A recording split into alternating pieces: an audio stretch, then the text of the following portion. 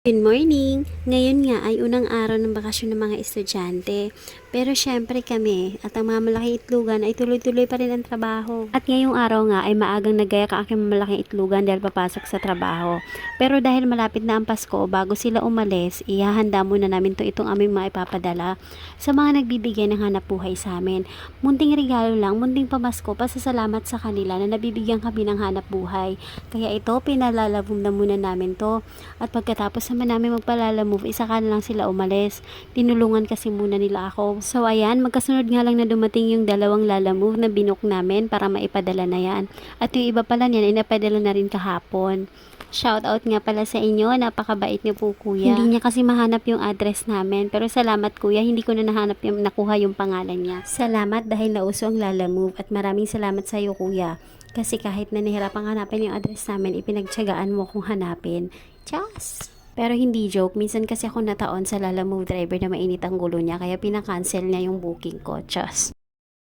So ayun, pagkaalis nga nila ay gumayak na rin ako para pumunta ng palengke at nakita ko tong Don Benitos at nag-crave talaga ako dito kaya bumili na rin ako. Pagka-uwi ko ng bahay yan agad ang una kong kinain. So dahil nga galing ako ng palengke, ito na, namalengke muna ako ng ulamin namin ng tanghalian dahil uuwi sila ngayon ng tanghalian, pati si Papa B, so dito sila magla-lunch kaya pagluluto ko sila ng kanilang ulam. So what for lunch? Ito na, nakabili ako ng liempo.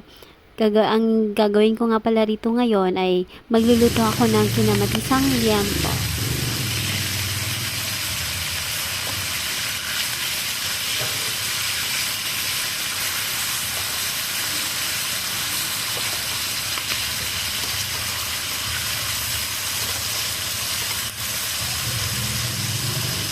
Pan-fried muna yung liempo, tapos nung medyo nagba-brown-brown na siya, ay saka ko siya iahon sa kahirapan. Just, iahon ko siya sa init na yan. Hindi naman talaga kami mahilig sa pork, at saka isa pa kasi, si Papa B bawal din siya sa mga karne, lalo-lalo na yung pork, bawal siya. Kaya lang kasi itong aming legend na itlugan, yan ang request niya, palagi na lang liempo. Pero hindi talaga kami palaging kumakain ng karne.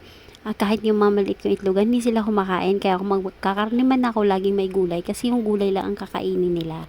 Lalong-lalo na si Papa B. Gulay at sabaw lang. At syempre ako, sabaw is life. So, dito na nga tayo. In the same pan, ang pinaglutuan ko ng liempo, ay dito na rin ako naggisa nitong napakaraming hinog na kamatis. Syempre, marami talaga kasi nga kinamatisan ang gagawin natin.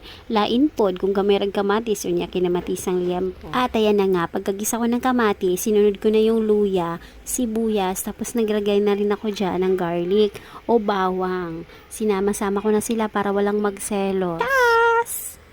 Gisahin lang hanggang sa mag-translucent o kaya talagang yung mabango na siya. Hinintay ko talaga siya na bumango at medyo nawala na yung tubig-tubig, nagmamantika na siya. Saka ko naman ilalagay itong aking na pan-fried na bangal liempo. At naglagay na nga rin pala ako dyan ng pamintang buo. Tapos ngayon, hindi pa naman talaga malambot yung karne, magdadagdag ako ng tubig. At nga pala, naglagay din ako dyan ng salt, kasabay ng pamintang buo. At dahil nga, hindi pa malambot yung karne, nagdagdag ako ng tubig.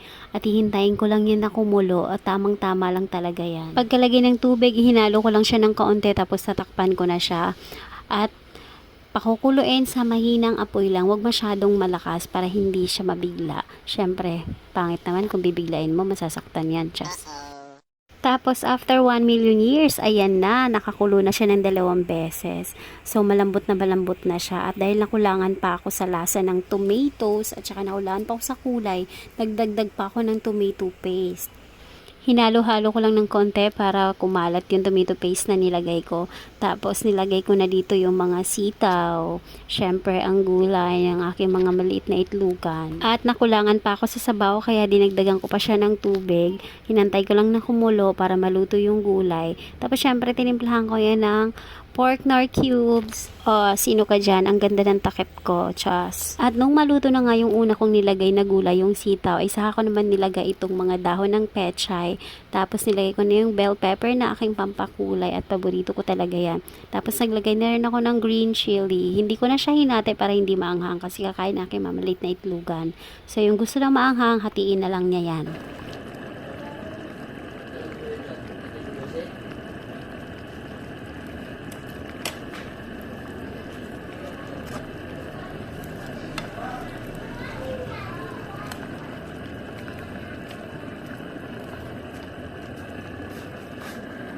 Boys, time for lunch. Guys, ito na. Ready na ang aming tanghalian. Tara na, kain tayo.